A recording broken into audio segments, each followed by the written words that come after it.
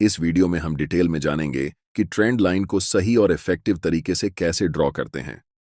साथ ही साथ हम यह भी जानेंगे कि ट्रेंड लाइन को इस्तेमाल करके हम कैसे हाई प्रोबेबिलिटी वाले ट्रेड्स को खोज सकते हैं और प्रॉफिट बना सकते हैं। सिंपल भाषा में समझाऊंगा, इसलिए वीडियो को पूरा देखिए और कोई भी चीज मिस मत करिए। चलिए शुरू करते हैं। सबसे पहला सवाल, ट्रेंड लाइन होता क्या है? ट्रेंड लाइन सिंपली एक लाइन होती है जिसे चार्ट्स में की लेवल्स को टच करके ड्रॉ किया जाता है। और हम इसे किस लिए ड्रॉ करते हैं? क्योंकि प्राइस जब भी ट्रेंड लाइन को टच करती है तो हमें हाई प्रोबेबिलिटी वाले ट्रेड सेटअप्स मिलते हैं। चलिए इसे एग्जाम्पल के साथ समझते हैं। ट्रेंडिंग मार्केट के दो फेज होते हैं, एक अपर ट्रेंड और दूसरा डाउन ट्रेंड। अपर ट्रेंड में प्राइस हायर हाई और हायर लो फॉर्म करके ऊपर की तरफ बढ़ती जाती है, और इसका जस्ट उल्टा डाउन ट्रेंड है जहां पर प्राइस लोअर लो और लोअर हाई बनाकर नीचे की ओर बढ़ती है। ये एक अपर ट्रेंड का चार्ट है। प्राइस लगातार हायर हाई बनाकर ऊपर की तरफ बढ़ती जा रही है। यहां पर हम ट्रेंड लाइन प्राइस के नीचे की लेवल्स को मिलाकर ड्रॉ करेंगे और ये ट्रेंड लाइन सपोर्ट के रूप में काम करेगी।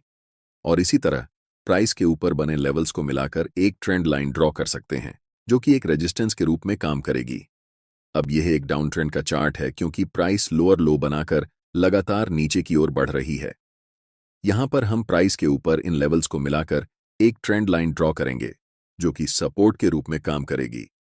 ज्यादातर बिगिनर ट्रेडर्स का एक बड़ा सवाल होता है कि ट्रेंड लाइन ड्रॉ करते समय हम कैंडल्स के वीक को टच करके ट्रेंड लाइन ड्रॉ करें या फिर कैंडल की बॉडी को टच करके ट्रेंड लाइन ड्रॉ करें। तो इसका जवाब बहुत सिंपल है, कैंडल की बॉडी या फिर कैंडल के वीक से ट्रेंड लाइन को फर्क नहीं पड़ता। सबसे ज्यादा इंपॉर्टेंट बात यह है कि ट्रेंड लाइन ड्रॉ करते समय जितने ज्यादा टच पॉइंट्स होंगे उतनी ही ज्यादा वैलिड और स्ट्रॉन्ग ट्रेंड लाइन कहलाएगी। ऐसे में कहीं वीक टच हो सकता है तो कहीं बॉडी टच हो सकती है या कहीं पर थोड़ा सा डिस्टेंस भी बच सकता है। ऐसा इसीलिए क्योंकि ट्रेंड लाइन सिर्फ एक लाइन नहीं है। ट्रेंड लाइन एक जोन या फिर एरिया की तरह काम करती है। कोई भी ट्रेंड लाइन ड्रॉ करते समय आपको यह ध्यान रखना होगा कि ट्रेंड लाइन कम से कम 3 की पॉइंट्स को परफेक्टली टच करती हो। उम्मीद है कि आप समझ गए होंगे कि ट्रेंड लाइन को ड्रॉ करने का सही और इफेक्टिव तरीका क्या है। अब हम आते हैं दूसरे मोस्ट इंपॉर्टेंट सवाल पर कि ट्रेंड लाइन को इस्तेमाल करके कैसे हम हाई प्रोबेबिलिटी वाले ट्रेड सेटअप्स को खोज सकते हैं और प्रॉफिट बना सकते हैं। चलिए समझते हैं। ट्रेंड लाइन के साथ ट्रेड करने के दो मोस्ट इफेक्टिव तरीके होते हैं। पहला, कंटिन्यूअस पैटर्न के साथ ट्रेड करना। यहां आपको दिख रहा है कि प्राइस एक स्ट्रॉन्ग अप ट्रेंड में है, इसलिए इसके नीचे एक ट्रेंड लाइन ड्रॉ कर सकते हैं। अब जब भी प्राइस दोबारा इस लेवल को टच करेगा तो यहां से रिवर्सल के चांसेस होते हैं।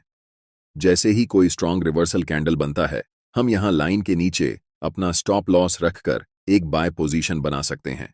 नेक्स्ट एग्जांपल डाउन ट्रेंड में देखते हैं।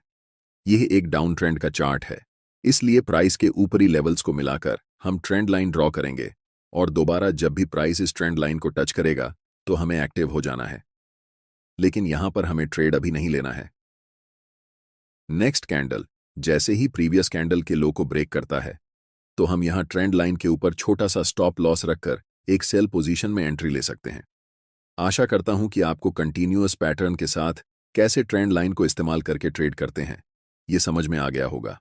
अब बात करते हैं ट्रेंड लाइन ब्रेकआउट पैटर्न की, जो कि सबसे ज्यादा ट्रेड किया जाता है। स्क्रीन पर दिख रहा चार्ट एक डाउन ट्रेंड का है जिसमें प्राइस लोअर लो बनाकर नीचे की ओर बढ़ रही है, इसलिए प्राइस के ऊपर इनकी लेवल्स को मिलाकर एक ट्रेंड लाइन खींच सकते हैं। नेक्स्ट टाइम जैसे ही प्राइस इस ट्रेंड लाइन को तोड़कर कैंडल ट्रेंड लाइन के ऊपर क्लोज होती है तो हमें एक्टिव हो जाना है। अब यहां पर ट्रेड लेने के दो तरीके हैं। पहले, जैसे ही ब्रेकआउट कैंडल का हाई टूटता है तो आप ब्रेकआउट कैंडल के नीचे अपना स्टॉप लॉस रखकर एक लॉन्ग पोजीशन बना सकते हैं। और दूसरे तरीके में प्राइस ब्रेकआउट के बाद ट्रेंड लाइन को रिटेस्ट करने के लिए आती है, यानी जो ट्रेंड लाइन ब्रेकआउट के पहले रेजिस्टेंस का काम कर रही थी अब वह सपोर्ट की तरह काम करेगी। और जैसे ही ब्रेकआउट स्विंग को नेक्स्ट टाइम कैंडल क्रॉस करती है तो आप यहां लॉन्ग पोजीशन ले सकते हैं। चलिए आपको एक प्रो टिप देता हूं। अगर अपर ट्रेंड लाइन और लोअर ट्रेंड लाइन के बीच का डिस्टेंस बहुत कम है, इसका मतलब प्राइस बहुत ही टाइट रेंज में फंसी हुई है। ऐसी सिचुएशन में जब प्राइस ट्रेंड लाइन को ब्रेक करती है तो प्राइस में बहुत हाई पोटेंशियल होता है, जिस कारण प्राइस एक स्ट्रॉन्ग ट्रेंड के साथ मूव करने लगती है। अगर कहीं आपको ऐसी सिचुएशन दिखे तो आप इसे कभी भी मिस मत करना, क्योंकि इन ट्रेड्स में हमें बहुत लंबा टारगेट मिलता है। और अब जो हम आपको बताने वाले हैं वह सबसे ज्यादा इंपॉर्टेंट चीज होने वाली है, क्योंकि इसका इस्तेमाल सिर्फ बड़े ट्रेडर्स और इंस्टीट्यूशंस ही करते हैं। और अगर आप इसे सीख गए तो आपके लॉस होने के चांसेस न के बराबर हो जाएंगे, जिसे कहते हैं मल्टी टाइम फ्रेम एनालिसिस। अब घबराइए मत, चलिए आसान भाषा में समझते हैं।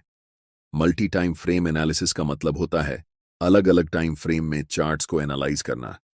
एग्जाम्पल के साथ समझते हैं। यह निफ्टी 50 का 1 डे टाइम फ्रेम का चार्ट है। प्राइस हायर हाई बनाकर ऊपर की ओर बढ़ती जा रही है, जिसका मतलब है कि यहां प्राइस अपर ट्रेंड में है। इसलिए ट्रेंड लाइन प्राइस के नीचे ड्रॉ करेंगे। जब प्राइस ऊपर वाली ट्रेंड लाइन से टकराती है तो प्राइस रिवर्स हो जाती है और नीचे की ओर बढ़ती जाती है। और जब इसी चार्ट को हम छोटे टाइम फ्रेम पर देखेंगे तो ये डीप डाउन ट्रेंड जैसा नजर आता है। इस डाउन ट्रेंड के ऊपर एक ट्रेंड लाइन ड्रॉ करके हम वेट करेंगे कि कब इस ट्रेंड लाइन का ब्रेकआउट होगा।